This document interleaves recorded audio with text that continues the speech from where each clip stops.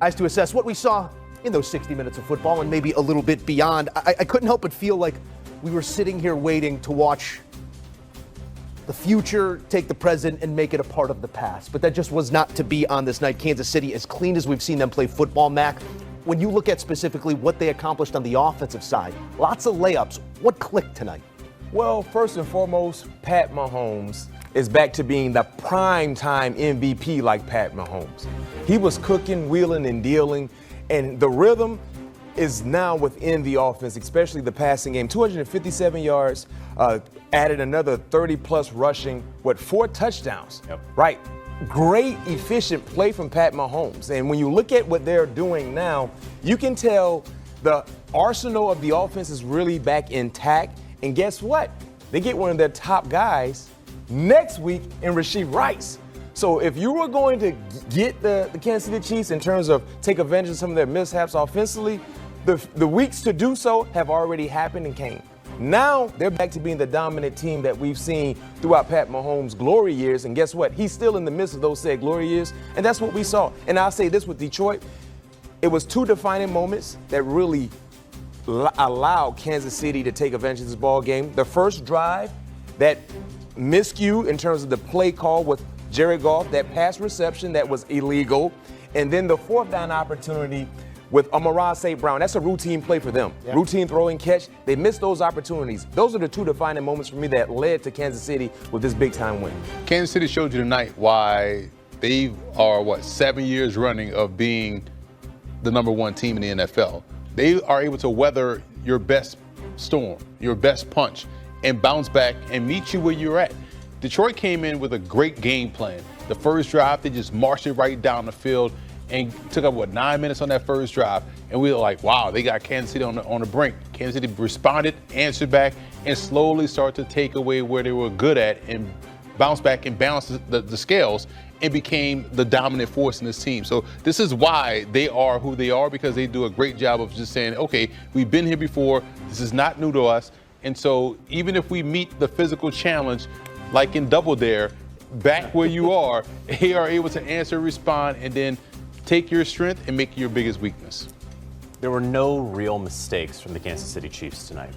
And what I mean by that is offensively, there really weren't any mistakes. I think there was a Travis Kelce drop maybe in the first half, but other than that, you ran the ball well, you didn't fumble the ball, you threw the ball efficiently, everyone got to eat. There were 0 penalties in this game. Jawan Taylor played in this game. Usually that means there are going to be penalties. At least one. The Kansas City Chiefs had 0 penalties. They were always very usually in third and manageable, in large part because they got first downs on first and second down. They were able to keep the chains moving. There weren't any 3 and outs for them. And so that's what I saw offensively. B-Mac, you make the point. Rashee Rice is coming back next week. They're only going to look better there. Yeah. Defensively, the fact that the Detroit Lions made mistakes. You go down and you have a 10-minute drive to start the game. You can absolutely start imposing your will, except this play that you have is actually illegal. And the Detroit Lions should know that. You should know if you were sending your quarterback in motion, that he has to stop and set himself and reset himself. The fact that you don't know that on a trick play, it brought back 2 years ago, the Dan Skipper, the whole, when they were trying reporting, not reporting. And they knew what they were doing, and they didn't get away with it. Again, you're going to try stuff like that. You better know that you can do it. You know what I love from 4th and goal at the 1? Jahmyr Gibbs, that's Penei Sewell, find his number. That was not what they went with there. This was a game that, from that moment, was controlled by the Kansas City Chiefs, largely outscoring them on the way home. We mentioned it, Rice coming back at this point in the schedule. For Kansas City, JJ, it's Vegas, it's Washington, then a big one with Buffalo at Buffalo on CBS. What does a win like this, at this point of the season, do for what's been the stalwart, as Emery said, in the AFC? Yeah, I mean, obviously you get back to even, right? Now you're 3-3. You've washed the taste of that terrible loss in Jacksonville out of your mouth. You have a Raiders team that you should be able to beat. We'll figure out what the Commanders are the more we watch them. And then a big tilt with the Bills. And I think we know at this point, no matter how that game goes, that does not dictate how the game will go in January.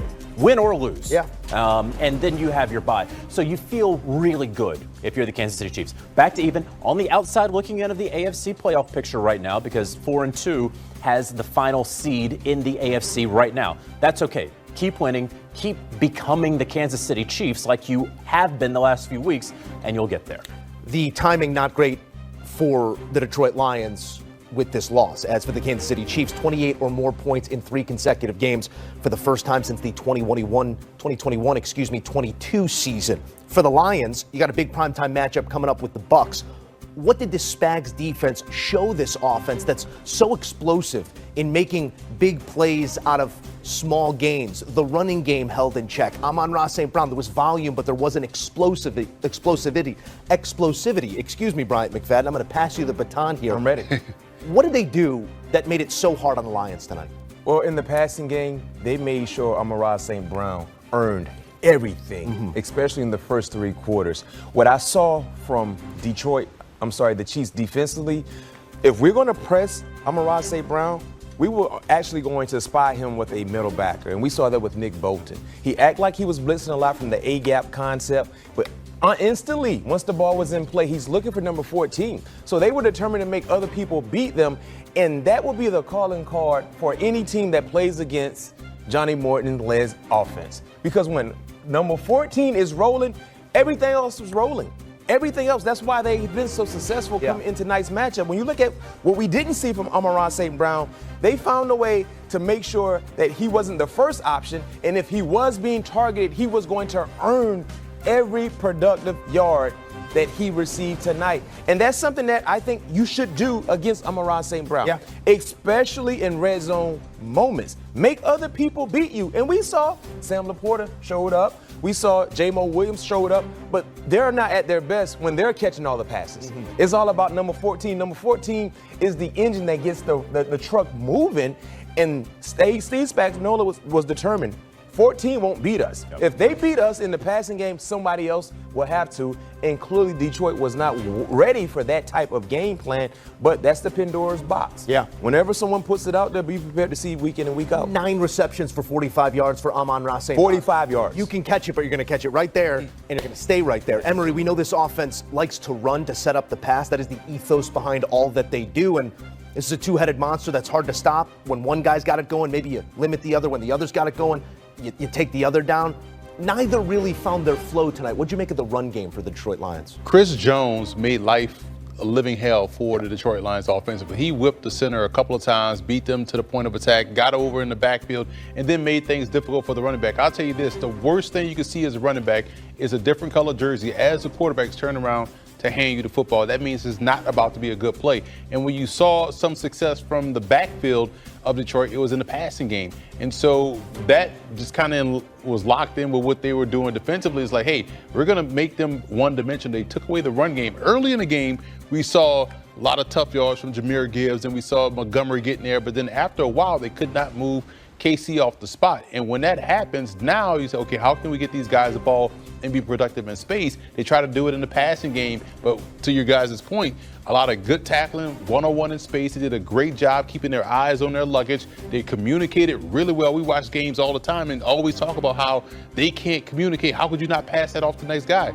KC did a great job with that. That means, to your point, Joe, about whenever Amon-Ra St. Brown caught the football, that's where he stopped. It was dead ball right there. So great communication, but it started up front. I thought this was a fantastic game from this defensive line of Kansas City because they blew up the run game for Detroit. Many of the core tenants that have, for the better part of a decade, made this the team to beat in the AFC.